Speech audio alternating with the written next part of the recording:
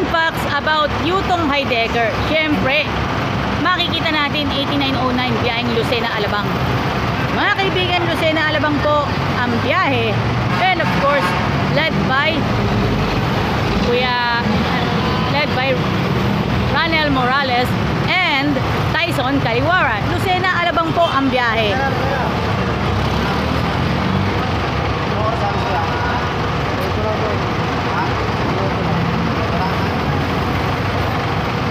Mga kaibigan, mag-iisang dekada na po mula nung unang lumabas yung unang batch ng Yutong Heidecker. Mula pa nung taong 2013, mantakin ninyo ano ang mga shoe models ang nauuso noon.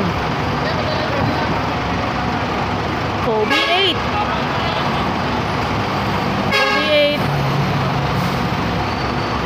mga kaibigan, Kobe 8, Kobe 9,